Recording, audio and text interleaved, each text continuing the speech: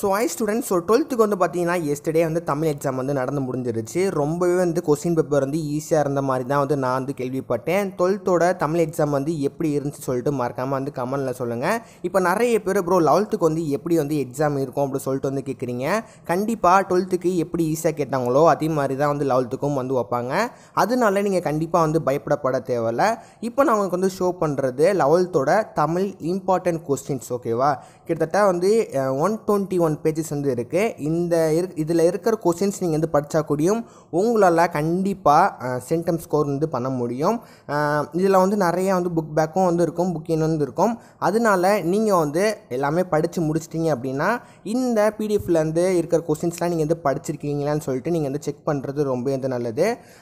நீங்கள் வந்து பார்த்தீங்கன்னா தெரியும், எப்பயும் சொல்கிற மாதிரி தான் டோட்டலி வந்து ஒரு 14 ஒன்றோடு இருந்து நமக்கு வந்து எப்பயும் நமக்கு வந்து கொடுத்துருப்பாங்க. சரிங்க ப்ரோ, தமிழ் வந்து எவ்வளோ எடுத்தால் பாஸு அப்படின்னு சொல்லிட்டு வந்து கேட்டிங்கன்னா நம்மளுக்கு டோட்டலாக வந்து நீங்கள் 27 ஸ்கோர் பண்ணாலே வந்து நீங்கள் வந்து பாஸ் ஆகிடுவீங்க. அதனால 27 எடுக்கிற மாதிரி நீங்கள் வந்து படிச்சிங்கன்னா கொஞ்சம் நல்லாயிருக்கும். நீங்கள் படிக்காமல் போய் எழுதுனீங்கன்னா ஒன்றும் வந்து பண்ண முடியாது. ஸோ அதனால் நீங்கள் வந்து கொஞ்சமாச்சும் வந்து படிங்க. இதில் இருக்கிற பிடிஎஃப்பில் இருக்கிற கொஸ்டின் கூடயும் நீங்கள் வந்து படிங்க. கண்டிப்பாக நீங்கள் வந்து ஒரு நல்ல மார்க் வந்து ஸ்கோர் பண்ணலாம். முக்கியமாக இந்த பிடிஎஃபோட லிங்க் நான் வந்து என்னோடய டெலிகிராம் குரூப்லேயும் அப்புறம் வந்து வாட்ஸ்அப் குரூப்லேயும் நான் வந்து போஸ்ட் பண்ணுறேன். அங்கே போய் நீங்கள் வந்து டவுன்லோட் பண்ணிக்கோங்க. ஏன்னா டேரெக்டாக நான் லிங்க் வந்து கொடுக்க முடியாது. ஸோ அதனால் என்னோடய சேனலை நீங்கள் வந்து ஜாயின் பண்ணி மறக்காமல் வந்து என்னோடய குரூப்பில் ஜாயின் பண்ணி நீங்கள் வந்து டவுன்லோட் பண்ணிக்கலாம். ஸோ நெடுவினா பொறுத்த வரைக்கும் என்ன அப்படின்னு கேட்டிருக்காங்க அப்படின்னா, நீங்கள் மொழியை வெளிப்படுத்தும் நிலையில் பேச்சு மொழியையும் எழுத்து மொழியையும் எவ்வாறு உணர்வீர்கள் என்பதை விவரிக்க அப்படி சொல்லிட்டு வந்து கேட்டிருக்காங்க. இது வந்து கண்டிப்பாக வந்து கேட்குற ஒரு கொஸ்டின்ஸு. அதனால இந்த கொஸ்டின்ஸை நீங்கள் வந்து ஸ்கிப் பண்ணிடாதீங்க. ரொம்பவே வந்து இம்பார்ட்டன்ட் கொஸ்டின்ஸ் மட்டும்தான் வந்து இந்த பிடிஎஃப்பில் உங்களால் வந்து பார்க்க முடியும். முக்கியமாக வந்து புக் பேக்கில் இந்த மாதிரி வந்து கொஸ்டின்ஸ் கேட்டிருப்பாங்க. அதாவது இங்கிலீஷில் கொடுத்து தமிழில் வந்து ட்ரான்ஸ்லேட் பண்ணுங்கள் அப்படி சொல்லிட்டு வந்து கொடுப்பாங்க. இது வந்து டோட்டலாக வந்து ஒரு 5 மார்க்லாம் வந்து கேட்குறதுக்கு பாசிபிலிட்டி அதிகமாகவே இருந்திருக்கு. ஸோ அதனால் இந்த மாதிரியே வந்து கொடுக்குறாங்க அப்படின்னா இது வழியாக நீங்கள் ஈஸியாகவே வந்து மார்க் வந்து ஸ்கோர் பண்ணிடலாம். அதனால இப்போ நான் ஷோ பண்ணுறேன்ல, இதெல்லாம் வந்து கண்டிப்பாக புக் பேக்கில் இருந்து தான் வந்து எடுத்தது. அதனால இதெல்லாம் நீங்கள் வந்து நல்லா படிச்சுக்கோங்க. மற்றபடி வேறு என்ன இருக்கும் அப்படின்னா இலக்கண குறிப்பு நீங்கள் வந்து படிக்கிற மாதிரி இருந்திருக்கும். முக்கியமாக நம்ம வந்து கடிதத்திலே வந்து நல்ல மார்க் வந்து ஸ்கோர் பண்ணிடலாம். ஸோ இந்த கடிதம் வந்து புக் பேக்கில் இருக்கிற ஒரு கடிதம் தான். அதனால இதை நீங்கள் வந்து ஸ்கிப் பண்ணிடாதீங்க. இதை படிச்சிங்கனாலே மோஸ்ட்லி இந்த கொஸ்டின்ஸ் வந்து வர்றதுக்கு கண்டிப்பாக வந்து சான்சஸ் வந்து இருக்குது. அதனால நீங்கள் வந்து பயப்படப்பட வேண்டாம். அப்புறம் வந்து இலக்கணத்திலேருந்து வந்து கண்டிப்பாக கொஸ்டின் வந்து கேட்பாங்க. அதனால இலக்கணமும் வந்து நீங்கள் வந்து படிக்கிறது ரொம்பவே வந்து இம்பார்ட்டன்ட்டு.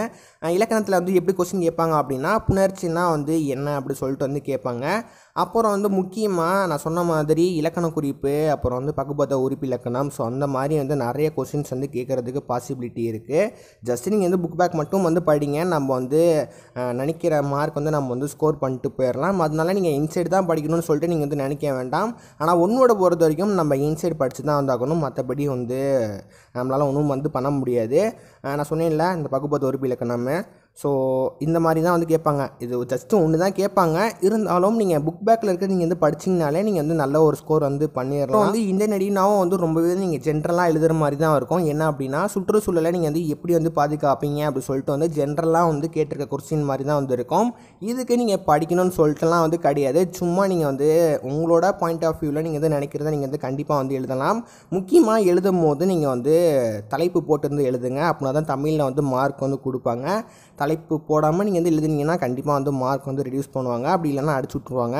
அதனால சப்டைட்டில் போட்டு நீங்கள் வந்து எழுதுங்க. ரொம்பவே வந்து மார்க் எடுக்கிறதுக்கு நிறைய வாய்ப்புகள் இருக்குது. சொன்னேன்ல ட்ரான்ஸ்லேட்டரு, இதை நீங்கள் வந்து படித்து தான் வந்தாகணும். அப்படி இல்லைன்னா ஒன்றா கூடயும் நீங்கள் வந்து எழுதி ஆல்ரெடி சொன்ன மாதிரி இந்த பிடிஎஃபோட லிங்க்கும் அப்புறம் வந்து எல்லாமே நான் வந்து டெலிகிராம் குரூப்லேயும் வாட்ஸ்அப் குரூப்லேயும் நான் வந்து போஸ்ட் பண்ணிடுறேன். அதனால் அந்த சேனல் வந்து ஜாயின் பண்ணாமல் இருக்கீங்கன்னா மறக்காமல் வந்து ஜாயின் பண்ணிக்கோங்க. கூடிய சீக்கிரம் வந்து 12th இம்பார்ட்டன்ட் இங்கிலீஷ் கொஸ்டின்ஸ் நான் வந்து அப்லோட் பண்ண போகிறேன். அதுக்கு நீங்கள் வந்து கொஞ்சம் வந்து வெயிட் பண்ணுங்கள். கூடிய சீக்கிரம் வந்து டைம் கிடச்சிச்சின்னா அதை அப்லோட் வந்து பண்ணிடுறேன். இந்த வீடியோ கண்டிப்பாக எல்லாத்துக்கும் வந்து பிடிச்சிருக்கும் அப்படின்னு நம்புகிறேன். பிடிச்சிருந்தா இதுக்கு ஒரு மறக்காமல் வந்து லைக் பண்ணிக்கோங்க. அண்ட் இந்த மாதிரி எஜுகேஷன்ஸ் நியூஸ் அப்டேட்ஸ் எல்லாமே தெரிஞ்சுக்கணும் அப்படின்னு நினச்சிங்கன்னா மறக்காமல் வந்து லைக் பண்ணி சப்ஸ்கிரைப் பண்ணிக்கோங்க.